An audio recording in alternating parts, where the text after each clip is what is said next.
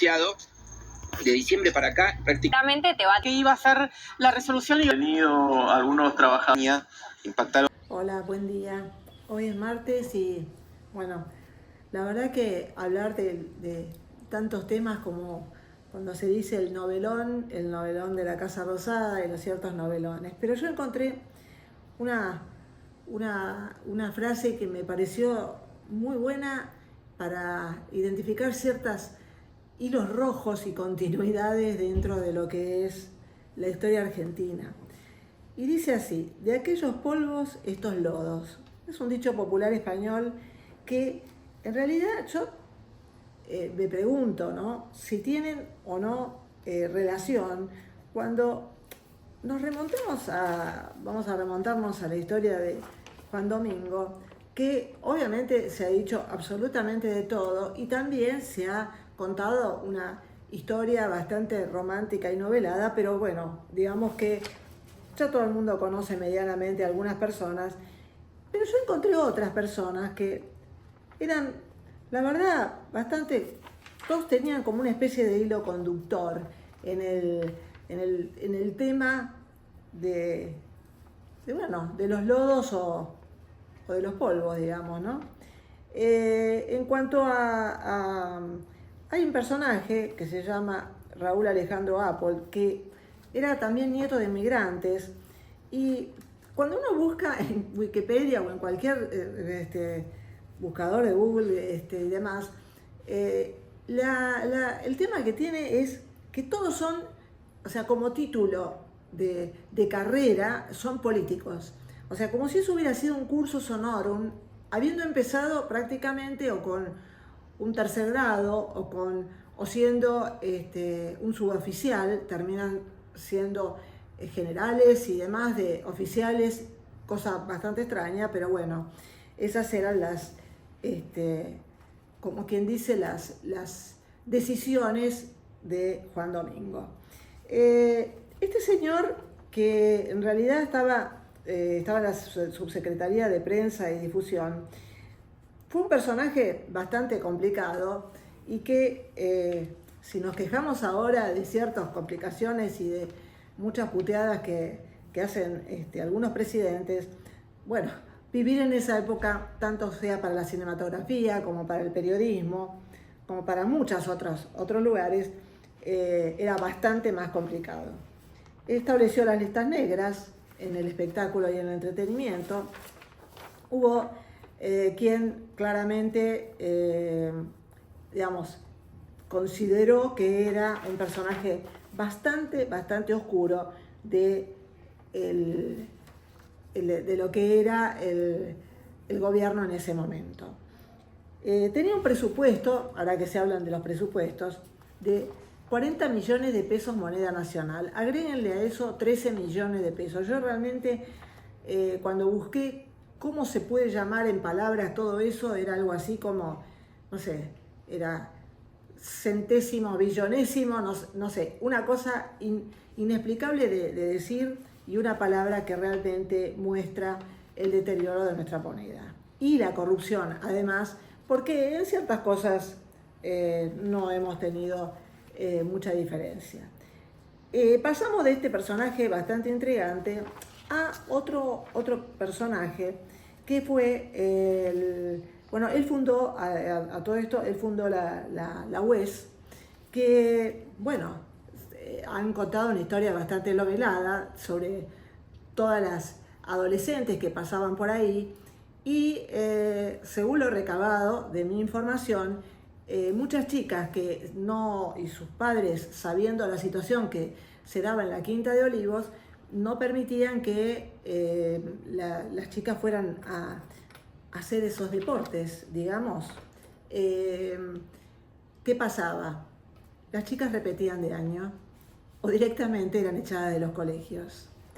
En fin, bueno, yo lo que voy a hablar ahora es de otro personaje, que no lo encuentro ahora, es de Mercante, que fue gobernador de la provincia de Buenos Aires. En realidad, la verdad, Mercante hizo bastante más que muchos otros en su su función en la administración que él tuvo y que no encuentro el papel, ahora se los voy a decir en algún momento donde yo lo tenía.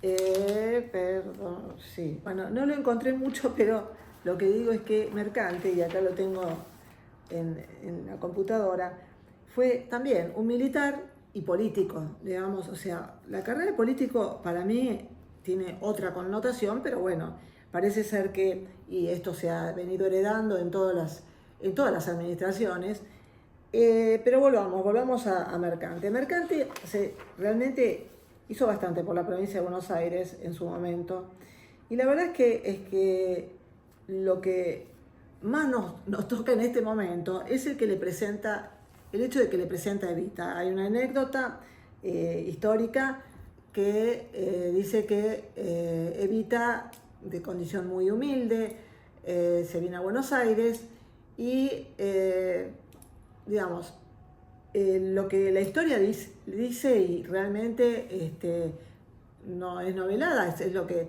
muchas chicas de origen humilde tuvieron que recurrir a hacer en la vida. Hoy en día se habla de otra manera. Parece que no, porque en definitiva parece que la negra Bernasi se molesta porque hablen del tema, pero bueno, podríamos decir escort de servicio completo, no sé cómo llamarlo de esa manera, para tratarlo con respeto, porque en definitiva son personajes que estuvieron en la historia y que además han trascendido mundialmente. Volvemos a Mercante, quien le presenta, o sea, hay una anécdota que la agarra, Perón estaba viendo una cosa de boxeo y Mercante le dice a Evita: vos sentate acá al lado. Y dice: pero yo me voy a sentar al lado del general. Sí, se sentás al lado del general. En definitiva, todo esto termina y nunca se logró terminar de contar.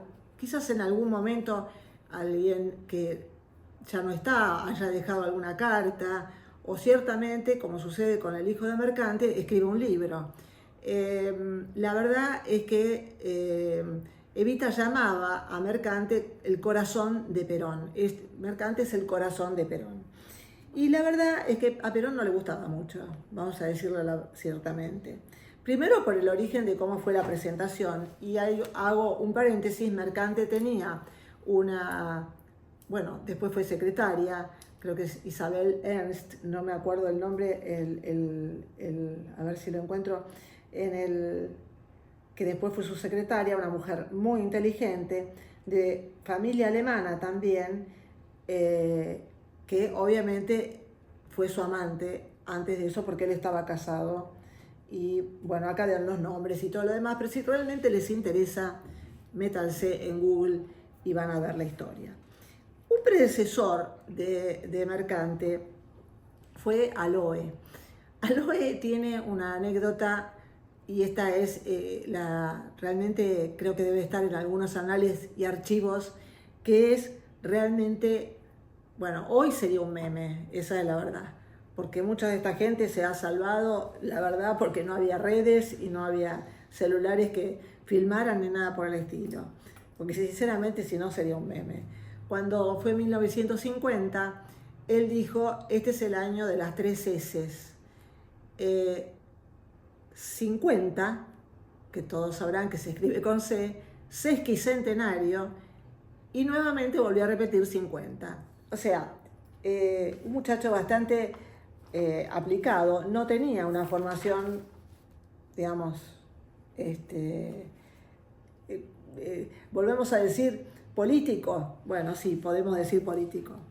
En realidad, yo no quiero agarrármela solamente con estos polvos del peronismo y estos lodos del peronismo, porque en definitiva hemos visto transitar por la televisión algunas amantes de presidentes del primer gobierno democrático en 1983, alguna que otra amante, y diríamos que también lo podemos como ciertamente decir que no sabemos si se lo vamos a atribuir al presidente Raúl Alfonsín o a alguno de sus funcionarios, una famosa modelo, seguramente Luis Ventura lo debe tener en sus archivos, una famosa modelo consigue tener un crédito hipotecario como vivienda precaria y se construye en la Loma de San Isidro una hermosa, hoy dicen mansión, pero bueno, diríamos una residencia, una casa de algunas más habitaciones que la que puede haber en un departamento chico, ¿sí? Todo esto también se entronca, digamos, con, bueno, la corrupción, que no es propia de solamente un partido. De hecho, también en el radicalismo tenemos al hijo de un ministro de Energía que había tomado el terreno de los ferrocarriles argentinos, de lo que hoy es el Tren de la Costa, y allí tenía su pileta.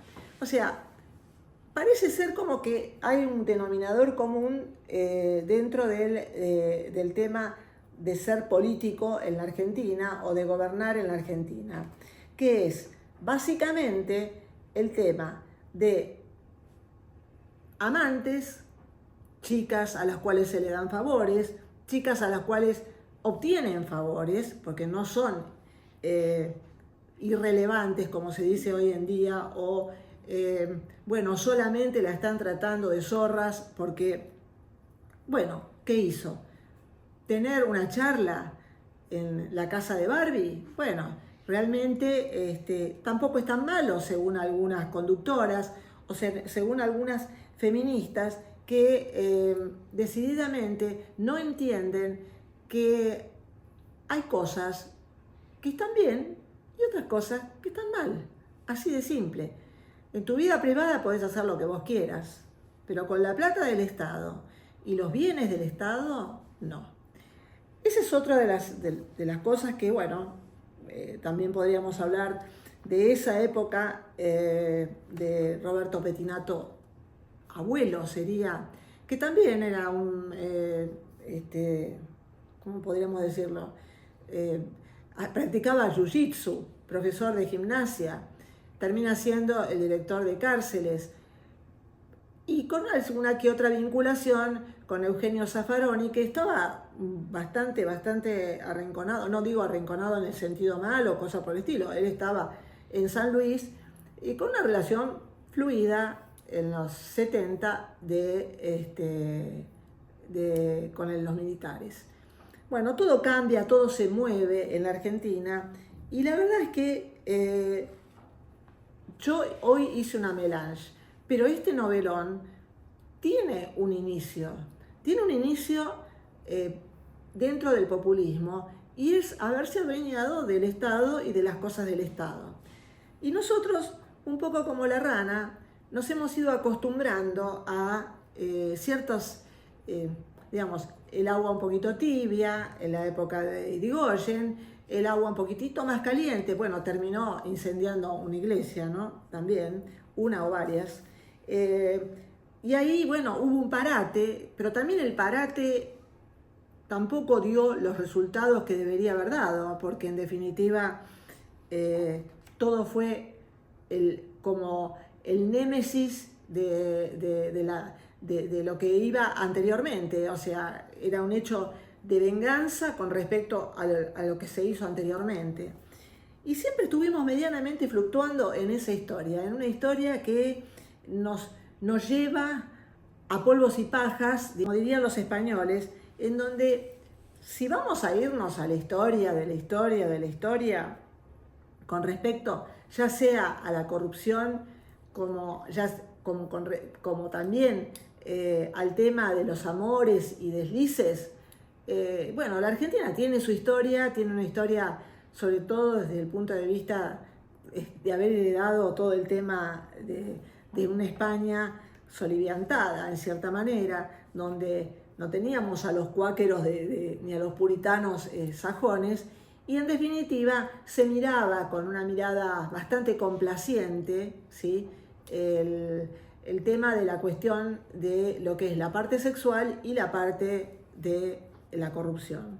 Voy a terminar con lo que define la palabra perversión en la Real Academia Española. Y no se define por el acto, o sea, la palabra definición no se define por el acto, sino por el sentido que ese acto tiene para el que lo realiza. Supone el intento de destrucción real de lo que un ser humano tiene de personal. Implica una erotización del poder total sobre el otro y conduce a una dinámica de perpetua insatisfacción. Al que le quepa el sayo, que se lo ponga. Gracias. Chao.